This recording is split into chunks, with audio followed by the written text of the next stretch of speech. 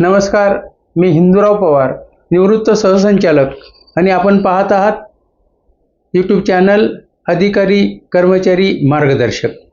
आज आपण माझा 10वा व्हिडिओ पाहत आहोत। आपण आतापर्यंतच्या 9 व्हिडिओला भरघोस प्रतिसाद दिलात त्याबद्दल मी आपला फार फार आभारी आहे। खरं म्हणजे आपण जे काही या 9 भागात जे काही वर्तणुकीचे नियम पाहिले ते शासकीय अधिकारी कर्मचाऱ्यांना अतिशय महत्त्वाचे आहेत आणि आपण जर याचं पालन केलं नाही तर मग आपणाला प्राथमिक चौकशी असेल, किरकोळ शिक्षा संदर्भातली असेल, विभागीय चौकशी असेल, या संदर्भात आपणाला सामोरं जावं लागतं। शिस्तभंगाची कारवाई सुद्धा होते। त्यासाठी आपणाला वर्तणुकीचे महाराष्ट्र नागरी सेवा वर्तणूक नियम 1979 मध्ये घालून दिलेले जे काही 30 नियम आहेत ते आपणाला चांगल्या प्रकारे माहिती असेल तर आपणाला या बाबीला सामोरं जावं लागत नाहीये। आज आपण याच्यामध्ये भाग क्रमांक 7वा बघणार आहोत। आपण वर्तणूक नियमाचे आतापर्यंत 6 भाग बघितलेले आहेत। याच्यामध्ये आजचा जो भाग आहे त्याच्यामध्ये नियम क्रमांक 23, 24, 25 व 26 पाहणार आहोत। त्यामुळं या बाबीकडे आपल्याला जास्त लक्ष देणं गरजेचं आहे। प्रथम आपण पाहत आहोत नियम क्रमांक 23, अशासकीय व्यक्तीकडून किंवा इतर प्रकारे दबाव आणण्याचा प्रयत्न। याच्यामध्ये नियम 23 मध्ये आपण पाहतोय कोणत्याही शासकीय कर्मचाऱ्याला किंवा अधिकाऱ्याला त्याला सोयीच्या ठिकाणी बदली मिळण्यासाठी, पदोन्नती मिळण्यासाठी, वेतन निश्चिती असेल, प्रतिनियुक्ती असेल किंवा इतर जे काही बाबी असतील त्यासाठी बरेच अधिकारी कर्मचारी, राजकीय पक्ष असतील, त्यांचे प्रतिनिधी असतील किंवा इतर जे काही पदाधिकारी आहेत त्यांच्या बऱ्याच वेळा त्यांच्याकडून पत्र आणली जातात, त्यांच्याकडून दूरध्वनीवरून सुद्धा संबंधित अधिकाऱ्यांना फोन येतात। म्हणजे हा जो काही भाग आहे किंवा ही जी काही बाब आहे ती काय आहे, बाह्य किंवा राजकीय दबाव आणण्यासारखी आहे।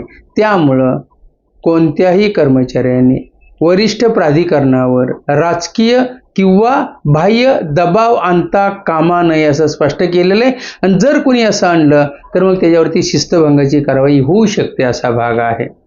आता याच्यामध्ये काही बाबतीमध्ये मात्र दबाव आणला किंवा बाह्य दबाव आणला असं धरलं जाणार नाही असं म्हटलेलं आहे, तर ती आपण बाब बघूया। आता मागासवर्गीय जे कर्मचारी आहेत त्यांना जर असं वाटलं त्यांच्यावर अन्याय होतोय तर ते मात्र या संदर्भातली दाद आहे ती सामाजिक न्याय विभाग व आदिवासी विकास विभागाचे जे काही मंत्री असतील, राज्यमंत्री असतील त्यांच्याकडे ते मागू शकतात। अशा वेळेला मंत्री, राज्यमंत्री यांच्याकडे मागासवर्गीय कर्मचाऱ्यांनी मागितलेली दाद ही कोणत्याही प्रकारचा बाह्य किंवा राजकीय दबाव समजला जाणार नाही आणि नियम 23चं उल्लंघन केलं असं म्हटलं जाणार नाही असे नियमामधली तरतूद आहे। आता याच्यामध्ये पुढचा जो काही आपण नियम बघतोय तो नियम आहे 24। आता नियम 24 मध्ये असं म्हटलेलं आहे की जातीय संस्थांचे सदस्यत्व किंवा संस्थांशी साहचर्य असं हा नियम आहे।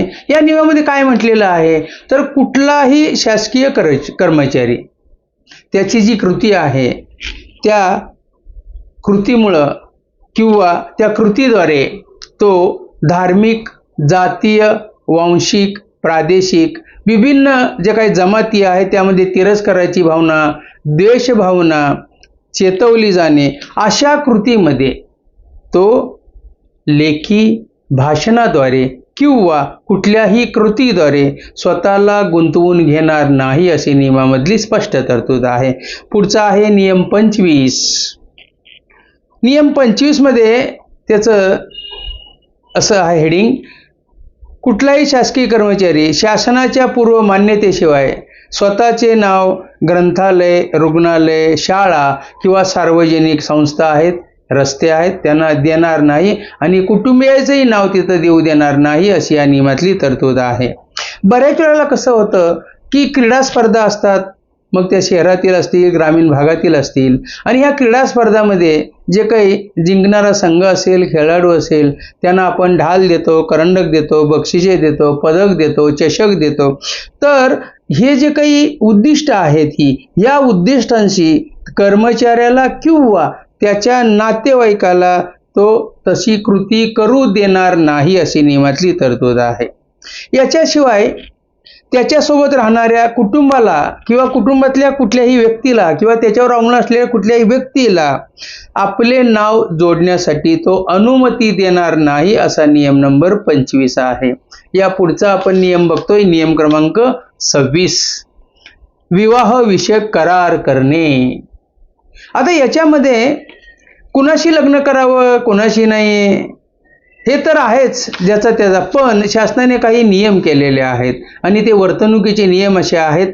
कुठलाही कर्मचारी, कोणताही कर्मचारी ज्याचा जीवनसाथी हयात आहे त्याच्याशी विवाह करणार नाही, किंवा ज्या कर्मचाऱ्याचा जीवनसाथी हयात आहे तो दुसऱ्या कुठल्याही व्यक्तीशी विवाह करणार नाही असं म्हटलेलं आहे.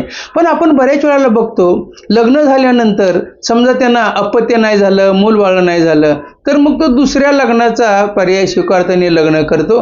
हे सुद्धा नियमानुसार भंग करणारं आहे असं दिलेलं आहे. त्याच्यानंतर दुसरा एक भाग आहे बघा, मी तुम्हाला एक गोष्ट सांगेन की मी असंच यशोदामध्ये लेक्चर देत असताना मला एक महिला म्हटल्या, सर मला तुमचा सल्ला हवा आहे. तर म्हटलं काय? तर त्यांनी असं सांगितलं की मी आता दुसरं लग्न केलेलं आहे आणि मला माझ्या नॉमिनेशन्स वगैरे बदलायचे आहेत. म्हटलं दुसरं लग्न म्हणजे पहिलं झालेलं आहे. पहिले तुमचे मिस्टर आहेत म्हणे माझे, कुणाशी लग्न केलंय तर ऑफिसमधलाच आहे, त्याचीही मिसेस आहे, म्हणजे दोघांचेही जोडीदार हयात आहे, दोघांनाही 2-2 मुलं आहेत असं त्यांनी स्पष्टपणे सांगितलं.